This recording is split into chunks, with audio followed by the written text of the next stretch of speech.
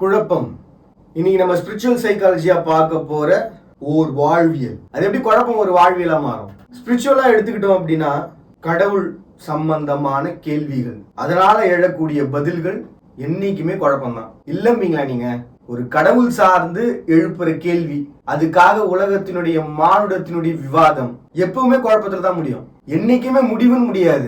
காரணம் என்னன்னா, ஸ்பிரிச்சுவலா இருக்கிறவங்க கடவுளினுடைய தன்மை யாதுன்னு தன்னுடைய ஞானத்தினால உணர்ந்தது அப்படின்னு மக்களினுடைய விவாதம் என்னைக்குமே இருந்துகிட்டே தான் இருக்கும். நான் உணர்ந்தது நிச்சயம் என் கடவுளை தான்ங்கிற அவரவர்களின் ஞானத்தாலும் அவரவர்களின் உணர்வாலும் எழுகிற தன்மையால அவங்க கடவுளை அவங்க நம்பிக்கையை அவங்க உணர்ந்துகிறாங்க. இப்ப குழப்பம் எங்க இருக்கு? கேட்கிற கேள்வி கிட்டியா, கேட்டுக்கிட்ட பதில் கிட்டியா? ஸ்பிரிச்சுவலை பொறுத்த வரைக்கும் குழப்பத்தினுடைய ஒரு முதல் தொடக்கம் என்ன அப்படின்னு பாத்தீங்கன்னா, தான் மனசுக்குள்ள நான் யாருன்னு கேட்டுக்கிட்டே இருந்தோம்னா கடவுள் பதில் சொல்லிடுவான். கடவுள் யாருன்னு ஸ்பிரிச்சுவல் பர்சன் கேட்க ஆரம்பிச்சோம்னா கடவுள் இப்படிலான்னு ரசனை கொண்டு வர்ணிக்க ஆரம்பிச்சிருவான். அவங்க கடவுளை அவங்க மனதின் மூலமா மட்டும்தான் அறிய முடியும், உணர முடியும். இது உலகத்தினுடைய நியதி, விதி. காலத்திலும் இப்படிதான் இருக்கும். இல்ல நான் காதல் கொண்டுதான் என்னுடைய கடவுளை அடைவேன் அப்படின்னு சொன்னீங்கன்னா மனசுனா மாறிடுறோம். இப்ப இந்த இடத்துல ஒரு குழப்பம் ஒண்ணு வரும்ல.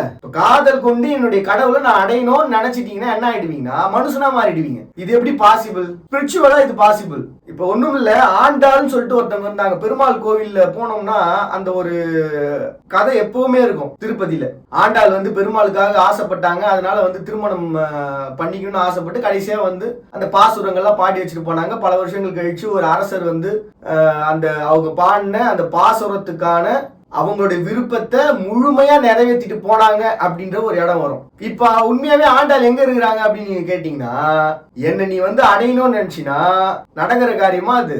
உன்ன மாதிரி இந்த உலகத்துல எத்தனை பேர் பிறந்திருப்பான், எத்தனை பேர் பாடி இருப்பான், எத்தனை பேர் வர்ணிச்சிருப்பான், அத்தனை பேரும் என்ன கலக்கணும்னு நினைச்சா அப்ப பூமியில யாரா வாழுறது? வேணும்னா நான் ஒரு அவதாரம் எடுத்துட்டு இங்க இருக்கிறேன், ஒரு கடவுளா ஒரு மனுஷனா, அப்ப நீ என் கூட சேர்ந்து வாழ்ந்துக்குன்ற வார்த்தை தானே கொடுக்க முடியும். அப்ப நிச்சயமா அவங்க மனுஷனா மாறிட்டாங்கன்றது உண்மையா? இப்போ இந்த ஒரு மதம் சார்ந்து ஒரு வழிபாடு சார்ந்து சொன்ன ஒரு சின்ன கதை, இப்படி உலகம் முழுக்க இருக்கக்கூடிய அத்தனை மதங்கள்லயும் கடவுளை தேடி அடையிற இடம் இப்படிதான். உதாரணத்துக்கு இன்னொரு விஷயம் சொல்றேன் பாருங்களேன். இப்போ ஒரு கிறிஸ்டியானிட்டி எடுத்துக்கிட்டீங்க அப்படின்னா அதுல வரக்கூடிய அத்தனையும் கடவுளை ஜீசஸ் கிறிஸ்ட நான் தேடி அடையணும், ஜீசஸ் கிறிஸ்ட தான் நான் திருமணம் பண்ணிப்பேன் அப்படின்னு சொல்லிட்டு ஒரு பொண்ணு விருப்பப்படுறாங்கன்னு வைங்களேன். அந்த இடம் எந்த இடத்துல வரும்? ஒரு பொண்ணு ஜீசஸ் கிறிஸ்ட கல்யாணம் பண்ணிக்கிறாங்க அப்படின்னு சொல்லிட்டு விருப்பப்படுறாங்க. இதுதான் பாத்தீங்கன்னா கதைகளா அவங்களுடைய வாழ்வியல்ல ஹதீஸ் அப்படின்னு சொல்லிட்டு இஸ்லாம்ல சொல்லுவாங்க. அதுவே கிறிஸ்டியானிட்டில பாத்தீங்கன்னா தேவ தூதர்களுடைய வாழ்வியல்னு சொல்லுவாங்க. உண்மையை சொல்ல போனா ஜீசஸ் கிறிஸ்ட பத்தி, அவருடைய வழி வந்த தூதர்களை பத்தி, அவரை நம்பின வாழ்வியலை பத்தி பெண்கள் நிறைய பேர் இருப்பாங்க. ஆனா அந்த புத்தகங்கள் தான் ரொம்ப ரேரா இருக்கு. பல இடங்கள்ல இருக்கு. இப்ப யூதம் அப்படிங்கிற ஒரு இடத்துல, யூத மதம் அப்படின்னு சொல்லக்கூடிய இடத்துல பெண்களினுடைய ஆளுமை அதிகமா இருக்கும். அவ்வளவு ஏங்க நம்மளுடைய மேரி மாதான்னு சொல்லிட்டு நம்ம சொல்றோம். மேரி மாதாக்கு பிறந்த ஒரு குழந்தை தான் ஜீசஸ் அப்படிங்கிறது நம்மளுடைய நம்பிக்கை. நம்ம எல்லாரும் அது அப்படி ஒரு வாழ்வியல வாழ்ந்துகிட்டு இருக்கோம். அப்ப மேரி மாதாவினுடைய வழி வந்தவங்க யாரை திருமணம் பண்ணணும்னு ஆசைப்படுவாங்க? ஜீசஸ் கிறிஸ்ட தான் திருமணம் பண்ணணும்னு ஆசைப்படுவாங்க. இது என்னடா அநியாயமா இருக்கு? மேரி அம்மா ஜீசஸ் கிறிஸ்ட பெத்தெடுத்தாங்க. அப்ப மேரி அம்மாவுடைய வழி வந்தவங்க ஜீசஸ் திருமணம் பண்ணும் அப்படிங்கும் போது ஒரு முரண்பாடு எழுது, ஒரு குழப்பம் எழுது. அவங்களுக்கு மேரி அம்மாவுடைய குழந்தைங்க, ஜீசஸ் கிறிஸ்து இந்த இடத்துல ரெண்டு பேருமே பாத்தீங்கன்னா மேரி அம்மாவுடைய பிள்ளைங்களா இருக்கிறாங்களே, ரெண்டு பேரும் எப்படி திருமணம் பண்ணிக்க முடியும்? அண்ணன் தங்கச்சி ஆயிட மாட்டாங்களா அப்படின்ற ஒரு இடத்துக்குள்ள வருவோம்ல. ஓர் சுடர் உலகத்தின் அத்தனை சுடர் என்கிற பட்சத்தில் குழப்பம் எழுமா எழாதா? ஒரே மனுஷன் தான் சார் இவ்வளவா பரிணமிச்சா அப்படின்னு சொன்னா பிழை எழுமா எழாதா? அப்ப ஒரு இடத்துல குரங்கு உருவாச்சா இல்ல ஒவ்வொரு இடத்துலயும் குரங்கு உருவாச்சா? ஏதோ ஒரு மூலையில ஆப்பிரிக்கால மட்டும் தான் சார் ஒரு குரங்கு பரிணமிச்சு டார்வினுடைய கூட்டு நம்ம சைக்காலஜி படி எடுத்துக்கிட்டோம் அப்படின்னா ஒரே ஒரு குரங்கு மட்டும்தான் ஞானம் கொண்டு மனிதனா மாறுச்சு அப்படின்னு சொன்னா நம்மால எப்படி ஏத்துக்க முடியும்? உலகத்துல இருக்கக்கூடிய ஒவ்வொரு இடத்துலயும் ஒவ்வொரு ஞானம் கொண்ட ஒரு குரங்கு டார்வினுடைய கூற்றுப்படி ஒவ்வொரு இடத்துக்கு ஏத்தா மாதிரி பரிணமிச்சு பல வாழ்வியலை உருவாக்கி பல விதமான கலப்புகளா சேர்ந்து இந்த பூமியில பரிணமிச்சாங்க அப்படின்ற ஒரு எண்ணத்துக்குள்ள வரும்போது சைக்காலஜி முழுமையடைஞ்சிருது. பிரச்சனை இல்லை இந்த திருமண விஷயத்துல மட்டும், சேர்க்கையில மட்டும். அப்ப இந்த இடத்துல மேரி மாதா அவங்களுடைய வம்சாவழியை வந்தவங்க முதல்ல அவங்க ஜீசஸ் கிறிஸ்ட பெத்தெடுக்கிறாங்க. அவருடைய வழியில வந்து பாத்தீங்கன்னா பல பேர் வந்து பிறந்திருக்கிறாங்க. அப்ப இந்த இடத்துல ஏதோ ஒரு குழப்பம் இருக்கு. இப்ப இந்த குழப்பத்தை தீக்கிறதுக்காக தான் ரசனைங்கிற வர்ணனைக்குள்ள போயிடுறாங்க. அந்த ரசனைங்கிற வர்ணனை தான் பாத்தீங்கன்னா தேவ தூதர்கள் நிறைய பேர் இருக்காங்க, ஜீசஸ் கிறிஸ்ட ஃபாலோ பண்ணவங்க நிறைய பேர் இருக்கிறாங்க, அதுல மேரி மாதாவை ஏத்துக்கிட்டவங்க பல பேர் இருக்கிறாங்க. அவங்களுடைய வழி வந்தவங்க அவங்களுடைய பிள்ளைகளை திருமணம் பண்ணிக்கிட்டாங்க. இப்ப கேட்ட கேள்வி தப்பா, சொன்ன ரசனை சரியா? கேட்ட கேள்வி சரியா, சொன்ன ரசனை தப்பா? முதல்ல கேட்ட கேள்விதான் சார் தப்பு. மேரி மாதா அவங்களுடைய வழி வந்தவங்க அப்படின்னு சொன்னதுனால அந்த கேள்வி தப்பா? நாங்க மேரி மாதாவை வழி அவங்க வழிதாமா வந்தோம், ஏங்க புரிஞ்சிக்க மாட்டீங்க? அப்போ கேள்வியும் தப்பு இல்ல, பதிலும் தப்பு இல்ல, நடுவுல நம்ம புரிஞ்சுக்கிட்டோம் பாருங்க, அதுதான் தப்பு. உண்மையா இல்லையா? நான் மேரி மாதாவினுடைய வழி வந்தவங்க, நான் வந்து ஜீசஸ் கிறிஸ்டினுடைய வழி வந்தவங்கன்னு சொல்லும் பொழுது மேரி மாதாவினுடைய வழி வந்தவங்க ஜீசஸ் கிறிஸ்டினுடைய வழி வந்தவங்க திருமணம் பண்றது பிழையா சரியா? பிழையான்னு கேட்ட கேள்வியும் சரியான்னு கேட்ட கேள்வியும் ஒரு பிரச்சனையே இல்ல. ஆனா பிழையா சரியான்னு யோசிச்ச சிந்தனை தானே பிழை. இல்லம்பீங்களா நீங்க? நமக்கு தாங்க குழப்பம், கடவுளுக்கு குழப்பம் கிடையாது. அவர் தெளிவா தான் இருக்கிறாரு. அப்ப குழப்பம்ங்கிறது ஒரு மனுஷனுக்கு ஒரு வாழ்வியல் சார்ந்து எங்க உருவாகுது அப்படின்னு பாத்தீங்கன்னா, நாமெல்லாம் ஒரு ஞானத்திலிருந்து பிறந்தவங்களா, உலகத்தினுடைய ஒவ்வொரு ஞானத்திலிருந்து பிரிஞ்சவங்களா? சொல்லும் போதே அதுக்கான பதில் நமக்கு கிடைச்சிருச்சு. உலகத்துல பல ஞானங்களினுடைய கலப்புலதான் இந்த உலகம். அப்ப பல ஞானங்களின் நம்பிக்கையின் கலப்பிலேயே இந்த உலகம். இத முழுமையா ஏத்துக்கிறவங்க, முழுமையா குழம்புறவங்க யாருன்னு பாத்தீங்கன்னா, முழுமையா குழம்புறவங்க மட்டும் யாருன்னா சைக்காலஜி பர்சன்ஸ். இதுல ஒரு நம்பிக்கையை ஏத்துக்கிட்டவங்க ஸ்பிரிச்சுவல் பர்சன்ஸ். இப்ப நான் சொன்ன இந்த ஒரு விஷயம் தமிழ்நாட்டில் இருக்கிற நாம இந்த ஒரு ஜீசஸ் கிறிஸ்டியோ மேரி அம்மாவை பத்தி இப்படி பேசுறோமே அப்படின்னு சொல்லிட்டு இதெல்லாம் ஒரு விஷயமாப்பா அப்படின்னு நம்ம போயிடுவோம். ஆனா இத நீங்க இஸ்ரேல்லையும் இல்ல அந்த ஜீசஸ் கிறிஸ்டியும் மேரி அம்மாவையும் ஃபாலோ பண்ற நாடுகள்ல போய் இதை பேசுங்களேன், தலை இருக்குமான்றது டவுட் தான். அப்போ அந்தந்த இடத்துக்கு ஏத்த மாதிரி அந்தந்த மக்களினுடைய தன்மைக்கு ஏத்த மாதிரியான ஒரு வாழ்வியல்ன்றது இந்த உலகத்துல இருந்துகிட்டே இருக்கு, தங்கிக்கிட்டே இருக்கு. அப்ப நம்பிக்கையினுடைய அடிப்படையில குழப்பம் என்கிறது நம்மளுடைய மனம் சார்ந்தது மட்டுமே. தெளியறதும் தெரியாததும் அவங்க மனம் சார்ந்தது தானே தவிர்த்து பிறரினுடைய பார்வையில இல்ல. சார் ரோட்ல ஒருத்தர் போறாரு சார், ஒரு உடம்புலாம் வந்து அங்கங்க வந்து பாத்தீங்கன்னா துணி ட்ரெஸ் எல்லாம் வந்து ஒரு மாதிரி கருப்பாகுது, ஆள் பார்க்கறதுக்கு நல்லா ஒரு மாதிரி யாசகம் கேட்காம பெறக்கூடிய ஒரு பர்சன் மாதிரி இருக்காரு. அப்படிப்பட்ட ஒரு பர்சன் இருக்காங்கன்னு வைங்களேன், நீங்க பாக்குற பார்வையில நாம என்ன நினைப்போம்? ஒன்னு பிச்சைக்காரன் நினைப்போம், இன்னும் சில பேர் என்ன நினைப்பாங்க, இல்ல அவர் ஏதோ ஒரு ஞானி போல, அதனாலதான் அவர் கேட்காம எல்லாரும் எடுத்து வந்து கொடுத்துட்டு இருக்கிறாங்க. இப்ப யாசகம் பெறக்கூடிய ஒருத்தர் கேட்காம அப்படின்னு சொல்லிட்டு ஒருத்தவங்க நினைச்சா அது தப்பா, இல்ல இவர் வந்து ஒரு ஞானி நினைச்சா தப்பா? ரெண்டுமே பிழைன்னு சொல்லுவீங்களா? ரெண்டுமே சரிதான். மனநல பாதிக்கப்பட்டவர் அப்படின்னு சொல்லிட்டு ஒருத்தர் சொன்னா, ஒருவேளை அவர் குழப்பத்துல வாழ்ந்துட்டு இருக்காரு அப்படின்னு சொன்னா எது சரி? இப்ப ஸ்பிரிச்சுவலா இருக்கிறவங்க என்ன சொல்லுவாங்க? குழப்பத்துல இருக்கிறாரு. சைக்காலஜில இருக்கிறவங்க என்ன சொல்லுவாங்க? மனநல பாதிக்கப்பட்டிருக்காரு. குழப்பத்துக்கும் மனநல பாதிக்கப்படுறதுக்கு என்ன வித்தியாசம்? ஒண்ணும் கிடையாது. குழப்பத்துல இருக்கவனும் தெரிஞ்சிருவான், மனநல பாதிக்கப்பட்டவங்களும் தெரிஞ்சிருவாங்க. கால அளவு தான் வேறுபடுது.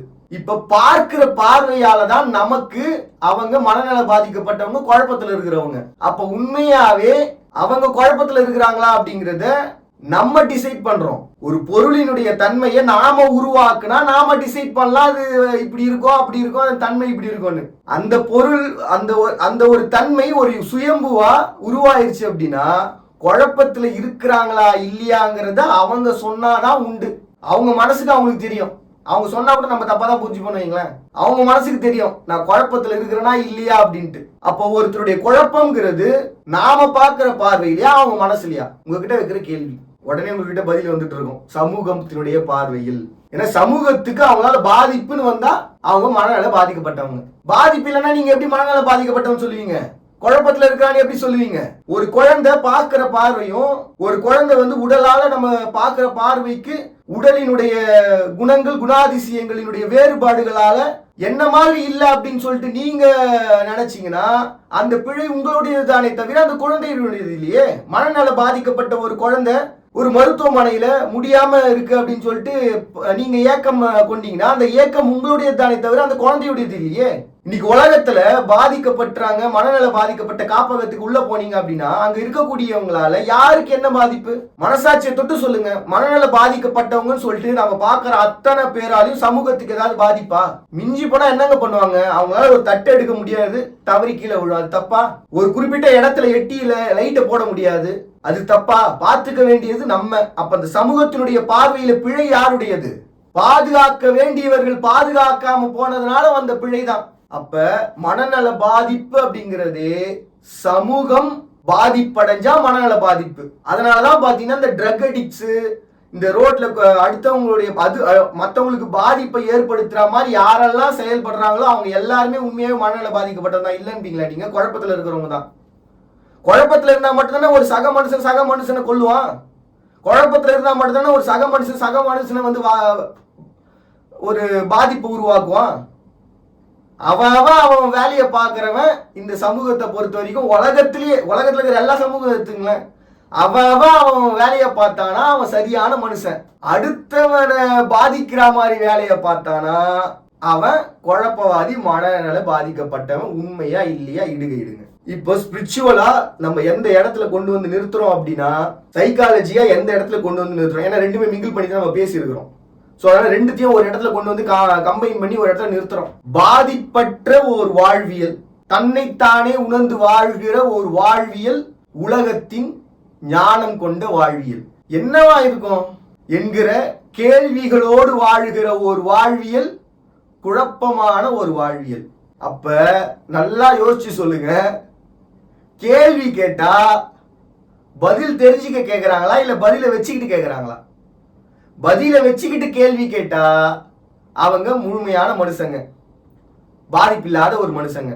பதில் இல்லாம கேள்வி கேட்டா குழப்பத்தில் இருக்கிற ஒரு மனுஷன்.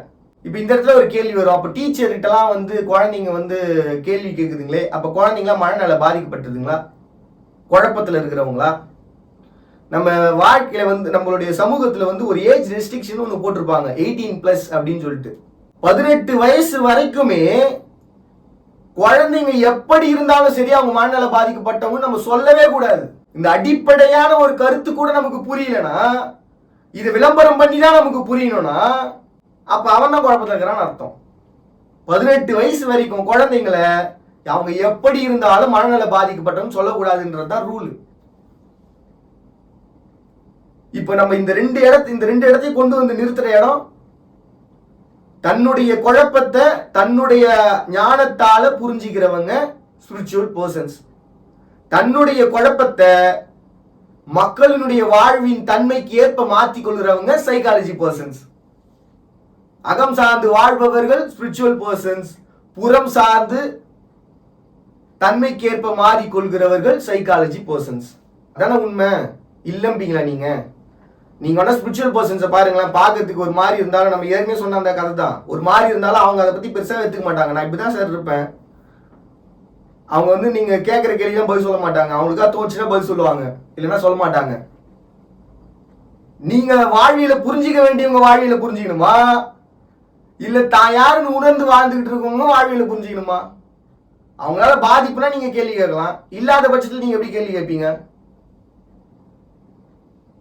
அப்ப ரெண்டுமே எந்த இடத்துல வந்து நிக்குது குழப்பம் அப்படின்னா, பாதிப்பு விளைவு என்கிற ஒரு இடத்துல வந்து நிக்குது. பாதிப்பு இல்லாத ஒரு வாழ்வியல், குழப்பம் இல்லாத ஒரு வாழ்வியல் சமூகம் ஏத்துக்குச்சு. பாதிப்பு இருக்கிற ஒரு வாழ்வியல் குழப்பமான வாழ்வியல்னு கன்ஃபியூஷன் சமூகம் ஏத்துக்குச்சு. இப்ப இது ரெண்டுமே சேர்ந்து ஸ்பிரிச்சுவல் சைக்காலஜியா ஃபியூச்சர்ல எப்படிப்பட்ட ஒரு வாழ்வியல்ன்றது வாழ போறோம். குழப்பம்ங்கிறது எக்காலத்திலையும் இருக்கும். எந்த காலத்துல கேள்விகள் இருக்கிற வரை குழப்பம் இருக்கும். குழம்பி தெளிகிறது அப்படின்னாலே கேள்வி கேட்கறது தான். எவன் ஒருத்தன் கேள்வி கேட்கிறானோ அவன் குழப்பத்துல இருக்கிறான்னு அர்த்தம். இல்லைன்னா பதில் தெரிஞ்சு கேள்வி கேட்கிற மேதாவியா இருக்கிறான்னு அர்த்தம். டீச்சர் என்ன பண்ணுவாங்க, கேள்வி கேட்பாங்க. அப்ப அவங்களுக்கு என்ன அர்த்தம், பதில் தெரியும், தெரிஞ்சுக்கிட்டு மற்றவங்களுக்கு தெரிய வைக்கிறதுக்காக ஒரு வாழ்வியல வாழறாங்க. இது ஸ்பிரிச்சுவலா வந்து பாத்தீங்கன்னா போதனைன்னு சொல்லுவாங்க. போதிக்கும் போது நம்மளை கேள்வி கேட்பாங்க. ஒரு டீச்சர்ஸ் போதிக்கும் போது நம்மளை கேள்வி கேட்பாங்க, ஏன்னா அவங்களுக்கு பதில் தெரியும். இவன் அந்த பதிலாவே சொல்றானா, இல்ல அந்த பதில அவனுக்கு ஏத்த மாதிரி சொல்றானா, இல்ல அந்த பதில சமூகத்துக்கு ஏத்த மாதிரி சொல்றானா, இல்ல அந்த பதில நாட்டுக்கு ஏத்த மாதிரி சொல்றானா, இல்ல அந்த பதில உலகத்துக்கு ஏத்த மாதிரி சொல்றானான்னு பார்ப்பாங்க. இதான் டீச்சர்ஸோட ஒரு மென்டாலிட்டி. அவன் உலகத்துக்கு ஏத்த மாதிரி சொன்னானா அவன் அதுக்கு அடுத்த வாட்டி கேள்வியே கேட்கக்கூடாதுன்னு அர்த்தம். அவன் ஒரு நாட்டுக்கு சொன்னான் அப்படின்னா அடுத்தது தலைவனா வர போறவன் அவனை நம்ம எதிர்த்து கூட பேசக்கூடாதுன்னு அர்த்தம். ஒரு சமூகத்துக்காக அவன் பேசினான் அப்படின்னா இவனை கொஞ்சம் தட்டி திருத்த வேண்டியது அவசியம்னு அர்த்தம். அவனுக்காக பேசினான் அப்படின்னா அந்த அந்த ஒரு அந்த ஒரு குழந்தைய இன்னும் குழந்தையா பார்க்கணும்னு அர்த்தம். இதுதான் உலகத்துல இருக்கக்கூடிய டீச்சர்ஸோடைய மென்டாலிட்டி. ஏன் குழப்பம்னு வரும்போது டீச்சர்ஸை பற்றி பேச வேண்டிய அவசியம் இருக்குன்னா டீச்சர்ஸோடைய வாழ்வியலே இதுதான். இன்னைக்கு இந்த உலகத்தினுடைய அத்தனை அதிகாரங்களும் உலகத்தினுடைய அத்தனை ஆளுமைகளும் உலகத்தின் அத்தனை ஞானங்களின் பிறப்பிடம் ஆசிரியர்கள். சைக்காலஜிக்கலா டீச்சர்ஸ், ஸ்பிரிச்சுவலா போதனையாளர்கள். இவ்வளவுதான் விஷயம். இப்ப இந்த விளக்கத்தை கொடுத்ததுக்கான காரணம் என்னன்னா ஃபியூச்சர்ல எந்த மாதிரியான ஒரு ஸ்பிரிச்சுவல் சைக்காலஜி பர்சன்ஸ் கிரியேட் ஆக போறாங்கன்றதுக்கான ஒரு விளக்கத்தை கொடுத்துருக்கிறேன். ஏன்னா இவன் ஸ்பிரிச்சுவல் சைக்காலஜி என்ன ஆகும்னு சொல்லுவான்னு பார்த்தா உடனே சொல்லிடணும் சார் அப்படின்னா எப்படி சார்? உடனே எனக்கு வரம் கட்சிடணும் சார் அப்படின்னா எப்படி? எனக்கு உடனே ஊதியம் கிடைச்சிடணும் சார் அப்படின்னா எப்படி? அது எதுக்கான வேலையை அவங்க செஞ்சாங்கன்னா தான் அவங்கவுங்க உழைப்புக்கேற்ற ஊதியம் தான் கிடைக்கும் அப்படின்னு ஒரு விஷயம் இருக்குல்ல. அவங்களுடைய உழைப்புக்கேற்ற ஊதியம் தான் வாழ்க்கை. நான் என்ன உழைச்சணும், நான் என்ன முயற்சி பண்ணணும், என்னுடைய வாழ்க்கை தான் அதை டிசைட் பண்ணும். ஒரு நாள் வேலை செய்யறது இல்லை வாழ்க்கை. பிறந்ததுல இருந்து இப்ப வரைக்கும் நம்மளுடைய செயலாலையும் நம்மளுடைய ஞானத்தாலையும் நாம உருவாக்குகிற உருவாக்கங்களும் நம்மளுடைய வாழ்வியலினுடைய தாக்கமும் தான் பாத்தீங்கன்னா உலகத்தினுடைய மாற்றங்களும் நம்மளுடைய உழைப்பும். ஒரு நாள் உழைப்பை பத்தி பேசுவீங்களா இல்ல வாழ்நாள் உழைப்பை பத்தி பேசுவீங்களா? ஒரு நாள் முயற்சி பத்தி பேசுவீங்களா வாழ்நாள் முயற்சியை பத்தி பேசுவீங்களா? 2026 இது. எதுக்காக இதை சொன்ன தெரியுங்களா? சில பேர் என்ன பண்றாங்கன்னா, நீங்க இந்த ஒரு டைம் பீரியட்ல வேலை செய்றீங்க சார், உங்களுக்குன்னா 2 மாசம் லீவு சார். எங்க நாங்க 2 மாசம் லீவ் எடுத்துக்கிறோம், 1 மாசம் லீவ் எடுத்துக்கிறோம்னா வருஷம் ஃபுல்லா வேலை செஞ்சுன்னு இருக்கோம் சார். நாங்க டீச்சர்ஸ்னா நாங்க என்ன டான்ஸ் ஆடிக்கிட்டு பாட்டு பாடிக்கிட்டு எக்ஸசைஸ் பண்ண இருக்க முடியும்? ஞானத்தால வேலை செஞ்சுதான் ஆகணும் சார். நீங்க எப்பயோ படிச்ச படிப்பு 6ஆம் கிளாஸ்க்கு 6ஆம் கிளாஸ், 5ஆம் கிளாஸ்னா 5ஆம் கிளாஸ், அதே தானே திருப்பி எடுக்கிறீங்க. யாருக்கு எடுக்கிறோம்? யாருக்கு எடுக்கிறாங்க? மன்னிக்கணும், யாருக்கு எடுக்கிறாங்க? ஒவ்வொரு குழந்தையின் முகமும் ஒவ்வொரு மாதிரி இருக்கிற மாதிரி ஒவ்வொரு குழந்தையினுடைய தன்மையும் ஒவ்வொரு மாதிரி இருக்காது. ஒவ்வொரு கிளாஸ்லயும் ஒரே படத்தை தான் எடுக்கிறோம், ஆனா ஒரே மாதிரியா புரிய வைக்கிறோம். ஒவ்வொரு மாதிரி இல்லையா புரிய வைக்கிறோம். அப்புறம் நாங்க 1 மாசம் லீவ் எடுத்துக்கினா உங்களுக்கு என்ன, 2 மாசம் லீவ் எடுத்துக்கினா நான் எப்படி போனா 6 மாசம் லீவ் கொடுக்கலாம். அந்த அளவுக்கான ஞானம் கொண்ட ஆசிரியர்களுக்கு நிச்சயமா கொடுக்கலாம். ஸோ அப்ப இந்த ஒட்டுமொத்த ஸ்பிரிச்சுவல் சைக்காலஜி எந்த இடத்துல வருதுன்னா, குழப்பமான ஒரு மானுடத்தை சரி செய்ய வேண்டியது யார்? ஆசிரியர்களா? 18 வயசு வரைக்கும் ஆசிரியர்கள் வச்சுப்போம் சார், அது நம்ம எந்த மாற்று கருத்தும் இல்லை. அதனால ஆசிரியர்களை இதுக்கப்புறம் இழுக்க வேணாம், போதனையாளர்களை இதுக்கப்புறம் இழுக்க வேணாம். 18 வயசு வரைக்கும் ஏன்பா காலேஜை விட்டுட்டு அப்படின்னா அது இருக்கிறதே மோசமான ஒரு செயல். காலேஜ் கல்லூரி அப்படின்னும் பொழுது நீங்க அவங்க கிட்ட டீச்சர்ஸா இருந்தீங்கன்னா தான் பிரச்சனை, ப்ரொஃபசர்ஸா இருந்தா பிரச்சனையே கிடையாது. இது ரொம்ப முக்கியமான ஒரு விஷயம். டீச்சர்ஸா நம்ம லெக்சரர்ஸ் சொல்றதுக்கு ரீசனே அதான். டீச்சர்ஸ் நம்ம சொல்ல ஆரம்பிச்சிட்டோம்னாலே பாதிப்பு தான். டீச்சர்ஸா நடந்துக்கிட்டு அதை விட பாதிப்பு. ஸ்கூல்ல வேணா நம்ம இந்த மாதிரி பார்க்கலாம். இந்த மாதிரி பார்த்து வந்த பர்சனை இவன் உலகமா நாடா சமூகமா அவனா அப்படிங்கிற பார்த்த உடனே ஜட்ஜ் பண்ற இடத்துல தான் கல்லூரியினுடைய ஆசிரியர்கள் இருக்கணுங்கிறது என்னுடைய தாழ்மையான ஒரு வேண்டுகோள்னு வச்சுக்கோங்களேன். பார்த்தவொடனே சொல்லணும் சார். காலேஜில் இருக்க ஒரு பையனை பார்த்தவொடனே இவன் யாருன்னு சொல்லணும், அவனுடைய தன்மை என்னன்றது சொல்லணும். அவனுக்கு ஏற்ற மாதிரி நம்ம சொல்லித்தர போறது கிடையாது. நம்மளுடைய ஆராய்ச்சிகளையும் ஒட்டுமொத்த குழப்பங்களையும் ஒரு இடத்துல போட்டு அந்த குழப்பத்துக்கான பதில அந்த பசங்க கிட்ட கேட்டு தெரிஞ்சுக்கிட்டு அந்த பசங்க மூலமா அவங்களும் ஒரு ஞானத்தை அறிஞ்சு அதுல ஒரு தியரியை கிரியேட் பண்ணி அவங்களையும் கிரியேட் பண்ண வச்சு அது மூலமா அந்த டீமோட சேர்ந்து ஒரு உச்சத்துக்கு வர்றதுதான் கல்லூரியினுடைய ஒரு எஜுகேஷன். உண்டா இல்லையா? இதுதான் அண்ணா யூனிவர்சிட்டியில இருந்து, அண்ணாமலை யூனிவர்சிட்டியில இருந்து உலகத்தினுடைய அத்தனை யூனிவர்சிட்டியும் சொல்லி தருது. லெக்சரர்ஸ்ன்றவங்க சேர்ந்து கிளாஸ் எடுக்கிறவங்க, கிளாஸ் எடுத்துட்டு போறவங்க இல்ல. இவ்வளவுதான் விஷயம். இதுதான் உலகம். அப்ப நம்ம ஸ்பிரிச்சுவல் சைக்காலஜி ஃபியூச்சர் எப்படிப்பட்டதா இருக்க போகுதுன்னா, எஜுகேஷனை பொறுத்த வரைக்கும் இதுதான் உலகம்ன்றது அவங்கவுங்க புரிஞ்சுக்கிட்டாங்க. ஸோ அதனால நமக்கு அதை பத்தி கவலை இல்லை. ஸோ குழப்பம் அப்படிங்கிறது தன்னை சார்ந்ததா, அகம் சார்ந்ததா, புறம் சார்ந்ததா, இவ்வளவுதான் எப்பவுமே இருக்கக்கூடிய குழப்பம். ஆனா ஃபியூச்சர்ன்றது எப்படிப்பட்டதா இருக்க போகுதுன்னா, தன் ஆளுமை எது, ஒவ்வொருத்தனும் தன்னுடைய ஆளுமை எது அப்படின்னு முழுமையா ஆளுகிற மனம் கொண்டவர்களா, ஆய்வை கொண்டவர்களா நிச்சயமா உலகத்தினுடைய மானுடம் மாறப்போகுது. ஒவ்வொருத்தனும் எவ்ரி பர்சன் ஒரு சமூகத்தை ஆராய்ஞ்சுதான் தான் யார் என்று உணர்ந்து, தான் சமூகம் யாது என்று உணர்ந்து, தன் வாழ்வியல் யாது என்று உணர்ந்து குழம்பி தெளிஞ்சுதான் ஒரு பர்சன் நிற்பான். இப்ப தமிழ்நாடுன்னு இருக்கு சார், தமிழ்நாட்டுக்குள்ள நான் இப்படி ஒரு சமூகத்துல வாழறேன் அப்படிங்கிறது பேசிக்கா அவன் யோசிக்கிற எதிர்காலமா இருக்கும். பேசிக்கா யோசிக்கிற எதிர்காலம். முதல்ல அவன் யாருன்றதை முழுமையா உணர்ந்துருவான். அந்த தனிமையில அந்த குழப்பத்தை முதல்ல நான் யாருன்ற கேட்கிற ஒரு கேள்வியில அவனோட குழப்பம் தீர்ந்து, என்னுடைய வாழ்க்கை இது, நான் இப்படிப்பட்ட ஒரு பர்சனா மாற போறேன், இப்படிப்பட்ட ஒரு இடத்தை அடைய போறேன் அப்படிங்கிற அந்த இலக்க கோலை முழுமையா செட் பண்ணுவான். செட் பண்ணதுக்கு அப்புறமும் ஒரு குழப்பம் இருக்கும். இந்த இலக்க இந்த இடத்துல, இந்த சமூகத்துல, இந்த பிளேஸ்ல நம்ம பிளேஸ் பண்ண போறோமா, இல்ல எங்க, எந்த இடத்துல, எப்போ, எப்படி பிளேஸ் பண்ண போறோம். அப்ப அந்த சமூகம்ன்றது யாரு, அந்த சமூகத்தை நம்ம எப்படியெல்லாம் அரவணைச்சு ஏத்துக்க போறோம், அந்த சமூகம் எப்படிலாம் நம்ம பார்க்க போது, நம்ம என்ன பண்ணா அந்த சமூகம் எப்படி நம்மளை பார்த்தா நம்ம பீஸ்ஃபுல்லா வாழ போறோங்கிற ஒட்டுமொத்த குழப்பத்தையும் தன்னுள் எழுப்பி, அந்த எழுப்பின குழப்பத்தை தீர்த்து வாழக்கூடிய உலகத்தின் அதிசிறந்த மானுடம் உருவாக போகுது. இதுதான் உலகத்தினுடைய எதிர்காலத்தின் குழப்பம். நான் சொன்னது சமூகம், இன்னும் நாட்டை பத்தி யோசிக்கிறவங்களாம் அந்த குழப்பத்தை நம்ம ஏற்றுக்க முடியாதுப்பா அப்படின்னு சொல்லி நான் விளக்கிக்க விரும்பல. அதுவும் எனக்கு தெரிஞ்சாமல் சொல்லிக்கிறேன். ஒரு நாட்டை பத்தி யோசிக்கிறான் அப்படின்னா, என்னுடைய இப்போ முதல்ல அவன் யோசிச்சுட்டான், சமூகத்தை யோசிச்சுட்டான். ஒரு நாட்டை யோசிக்கிறான் அப்படின்னா எதிர்காலத்தை யோசிச்சுக்கணும்ல.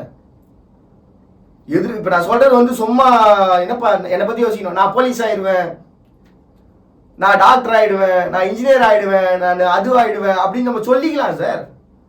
அதுவாயிடும்னு தகாத வார்த்தை அப்படின்னு சொல்லுவீங்க. அதுனா இப்போ நம்ம என்ன சொல்லுவோம், மாக்களை சொல்லுவோம், இந்த உலகத்தினுடைய ஜீவராசிகளை சொல்லுவோம்.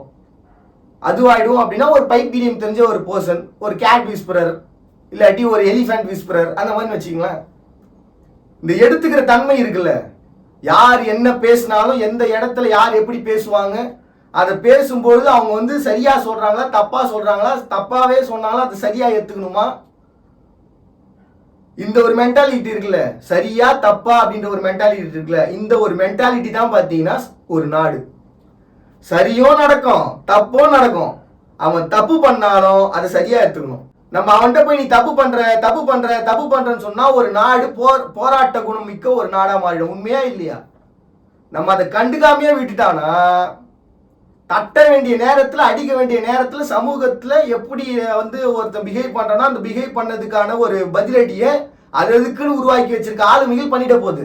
அப்போ ஒரு நாட்டினுடைய ஒரு எதிர்காலத்தை யோசிக்கும் பொழுது அந்த நாட்டினுடைய தலைமை எப்படி யோசிப்பாங்கன்னா, எதிர்காலம் எப்படி, அந்த எதிர்காலம்ன்றதுக்குள்ள எல்லாமே அடங்கும். ஒரு மனுஷனுடைய குணங்கள் முதற்கொண்டு, ஹாஸ்பிட்டாலிட்டிஸ் முதற்கொண்டு, விஞ்ஞானம் முதற்கொண்டு, உலகத்தினுடைய அத்தனை துறை சார்ந்த வல்லுநர்களினுடைய வேலைகள் முதற்கொண்டு, அகழ்வாராய்ச்சியிலிருந்து, கனிமங்கள் தோண்டி எடுக்கிறதுல இருந்து, ஒரு தொழிற்சாலையை உருவாக்குறதுல இருந்து, விவசாயம் செய்யறதுல இருந்து, உலகத்தினுடைய அத்தனை விதமான துறைகளும் நம்ம நாட்டில் என்ன துறை இருக்கு, உலகத்தில் இருக்கக்கூடிய நாடுகளில் என்னென்ன துறைகள் இருக்கு, நம்ம நாட்டினுடைய பிளஸ் என்ன, நம்ம நாட்டினுடைய மைனஸ் என்ன, நம்ம எதை கொடுத்து எதை வாங்கலாம், நம்ம எதை கொடுத்து எதை வாங்கினா நம்ம நாட்டினுடைய எதிர்காலம் இருக்கும், நம்ம அந்த காயின்ஸை யூஸ் பண்ணலாமா, இந்த காயின்ஸை யூஸ் பண்ணலாமா அப்படின்னு யோசிக்கிறதுக்கு தனியை குழு வச்சுட்டு இதுல எந்த டிசிஷனை நாம எடுக்கணும், இந்த டிசிஷன் எடுத்தா இந்த உலகத்தினுடைய ஒட்டுமொத்த இடங்கள்லயும் நாம ஒரு இடத்துல நிக்கணும் அப்படின்னா அவங்க எப்படிப்பட்ட ஒரு சூழ்ச்சி பர்சனா இருப்பாங்க நினைச்சு பாருங்க. உலகத்தினுடைய தலைமைகள் தான் இந்த எல்லா சூழ்ச்சிகளினுடைய முதன்மை. இல்லம்பீங்களா? சூழ்ச்சி தெரியாதவன் தலைமையில இருக்கவே முடியாது. சூழ்ச்சிகள் தெரிஞ்சவன் மட்டும்தான் தலைமையா இருக்க முடியும். அப்போ ஒரு நாட்டினுடைய ஆளுமைன்றது இப்படி. அப்ப அதுக்கு அடுத்த கட்டத்துக்கு வரணும், உலகம்னு வரணும்.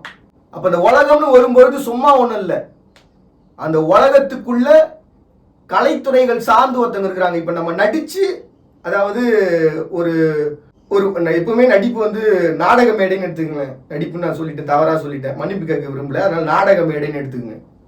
வாழ்க்கை ஒரு நாடக மேடை அப்படிங்கிற பட்சத்துல மக்களை ரசிக்க வச்சு உலகத்தை தன்பால் ஈர்க்க போறோமா, இல்ல நம்ம ஒரு ரசனையோட நடந்து உலகத்தை தன்பால் ஈர்க்க போறோமா? ஒண்ணு மக்கள் நம்மளை ஏத்துக்கணும், இல்லைன்னா மக்களை நாம ஏத்துக்கணும். இதுதான் உலகத்தை பத்தி சிந்திக்கிறவங்களுடைய வாழ்வியல். ஈர்ப்புன்னு சொல்லுவாங்க, ஈர்ப்பு விதின்னு சொல்லுவாங்க. இந்த ஈர்ப்பு விதி ஒண்ணு நம்ம மேல இருக்கணும், இல்ல நம்ம அவங்க மேல இருக்கணும். இப்ப இவங்க எப்படிப்பட்ட ஒரு குழப்பமான சிந்தனைகளை யோசிப்பாங்க நினைச்சு பாருங்களேன். இப்ப நான் சொன்ன இந்த ரெண்டே பாயிண்ட், இது ரகசியம்ங்கிறதுனால இந்த 2 பாயிண்ட் விட்டுரும். எப்பவுமே வசீகரம்ங்கிறது ரகசியம் தான். நான் நேத்து பார்த்த வீடியோல, நான் நேத்து பார்த்த வீடியோல நான் உங்களுக்கு அதை எக்ஸ்பிளைன் பண்ணியிருப்பேன். காதலா ரசனையா? காதல் கொண்டா உன் பிரச்சனைட்டு போயிடுவாங்க, ரசனை கொண்டா வாழ்த்திட்டு போயிடுவாங்க, இல்லையா வணங்கிட்டு போயிடுவாங்க.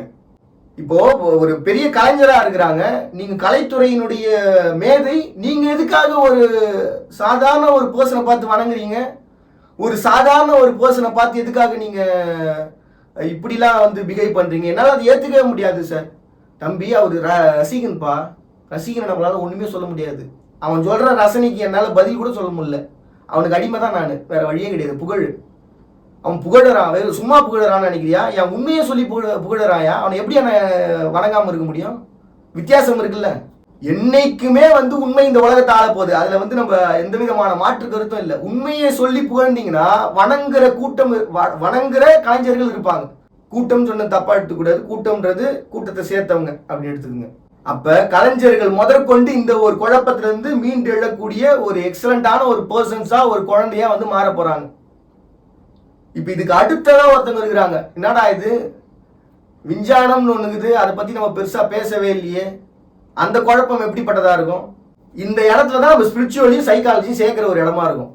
சார், அவதார் பட்டில வர மாதிரி இந்த நிலம், தீ, நீர், வழி, விசும்புங்கிற இந்த உலகத்தினுடைய 5 பார்ட்டிகல்ஸை நம்மளால ஹேண்டில் பண்ண முடியும் அப்படின்னு சொல்லி சாத்தியம் பண்ணி காட்டுகிற ஒரு ஸ்பிரிச்சுவல் உருவாக போகுது.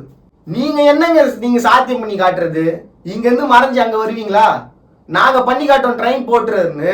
டைம் போட்டர்ஸை உருவாக்கி எதிர்காலத்தை உருவாக்க போது விஞ்ஞானம், இது ஏற்கனவே நம்ம பார்த்துருக்குறோம். இருந்தாலும் இந்த அப்ப இவங்க 2 பேருடைய குழப்பம் எவ்வளவு பெருசா இருக்கு பாருங்க.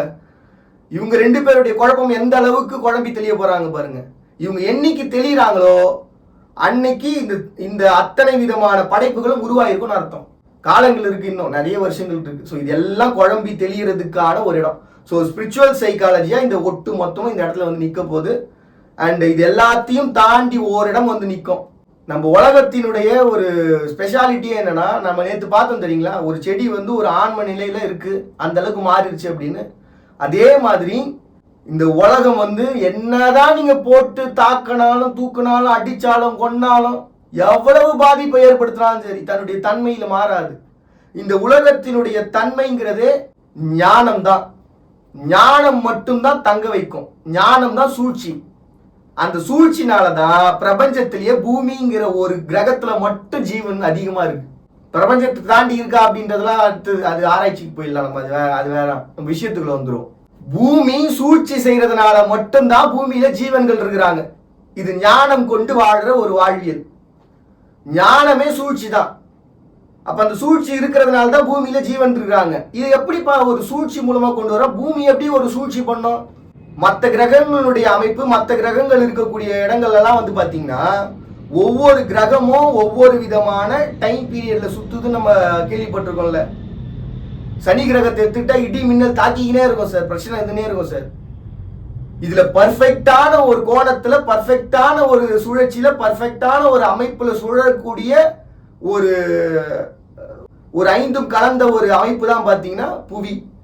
இது நேச்சுரா நடக்கிறது தானே. நேச்சர்னு எதை சொல்லுவீங்க? இயல்புன்னு எதை சொல்லுவீங்க?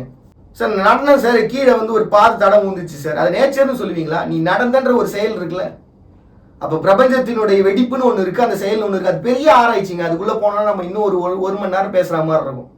அதனால ஷார்ட் அண்ட் ஸ்வீட்டா சொல்லணும் அப்படின்னா, தன்னைத்தானே சூழ்ச்சிக்குள்ள கொண்டு வந்து நிறுத்துற ஒரு பூமி, அந்த சூழ்ச்சியை தன்னுள் நிறுத்துகிற ஒரு இடம் ஸ்பிரிச்சுவல், அந்த சூழ்ச்சியை தன் படைப்புகளால் நிறுத்துற இடம் சைக்காலஜி. உலகத்துல அதிர்வுகள் இருக்கிற வரைக்கும் புவி இயங்கிக்கிட்டு இருக்கும். அவ்வளவுதான் விஷயம். ஷார்ட்டா சொல்லணும்னா, மாற்றங்கள் இருக்கிற வரை பூமி இருக்கும். மாற்றங்கள் இல்லாம போச்சுன்னா பூமி இல்லாம போயிடும். அப்ப என்ன அர்த்தம்னா, ஞானம் மிக்கவர்கள், ஞானம் கொண்டவர்களால வாழ்வில் இருக்கும். ஞானமற்று போகிற பொழுது, செயல் இழந்து போகிற பொழுது, உலகத்தின் மானுடம் மட்டுமல்ல, ஜீவராசிகளும் உலகத்தினுடைய இயற்கையும் அதிர்வை இழந்து வாழ்வை இழந்து போகும். அப்ப இதுக்கப்புறம் வந்து பூமி அழியுமா அழியுமா அப்படின்ற அந்த கேள்விக்குள்ளேயே நம்ம போக தேவையில்லை. சரியான ஞானம் கொண்டு இயங்கிக்கிட்டு இருந்தோம்னா, சரியான ஞானம் கொண்டு ஒரு வாழ்வியல் இருந்துச்சுன்னா நிச்சயமா பூமி நிலைச்சு நிற்கும். நீங்க ஸ்பிரிச்சுவலா நம்ம இன்னும் கொஞ்சம் அதீதமா போனோம்னா, ஒரு இடத்த மட்டும் நான் எக்ஸ்பிளைன் பண்ணிட்டு போயிடுறேன். இந்த மழை பெய்யும், நான் சொன்னா மழை பெய்யும் சார், நான் சொன்னா இடி இடிக்கும் சார், நான் சொன்னா இந்த நிலம் தீ நீர் வழியினுடைய கலப்புல இந்த விஷயங்கள் நடக்கும் சார். வார்த்தைகளால, ஒரு அதிர்வுகளால ஒரு பூட்டை திறக்க முடியும், ஒரு கதவை உடைக்க முடியும், என்ன வேணா பண்ண முடியும் சார் அப்படின்னு சொல்லிட்டு நம்ம இதுக்கு முன்னாடி பலவிதமான சேனல்ஸ்ல பலவிதமான பேருனுடைய உரையாடல்களை நம்ம சொல்லியிருப்போம். அது எல்லாமே வந்து பாத்தீங்கன்னா உண்மையான ஒன்று அப்படிங்கிறது ஞானிகளுக்கு தெரியும். எதுக்காக தியானம் செஞ்சு உக்காடுறாங்க, எதுக்காக காலநிலையில மாற்றங்களை உருவாக்க முற்படுறாங்க. நம்ம இதுக்கு முன்னாடி பார்த்தோம் தெரியுங்களா, வானத்துல வந்து கனிமங்களை தூவுறாங்க, மழை பெய்யுது அப்படின்ட்டு. சும்மா ஒன்றும் தூவ முடியாது. இப்போ எங்கள் நாட்டில் வந்து கனிமத்தை மேலே தூவுற மழை பெய்யுது சார் அப்படின்னு சொன்னால், அவங்க நாட்டில் இருக்கிறவங்க தூவுறதுக்கு உலகத்தில் இருக்கிற எல்லா நாடும் வந்து சைன் பண்ணணும். இந்த இடத்துல நாங்கள் இந்த கனிமத்தை தூவுறோம், இங்கே மழை பெய்யுது அப்படின்னா, இந்த இடத்தினுடைய தட்பவெப்பத்தினுடைய பாதிப்பு உலகத்தினுடைய பல இடங்கள்ல ஏற்படக்கூடிய ஒரு பாதிப்பாக இருக்கும் அப்படின்ட்டு.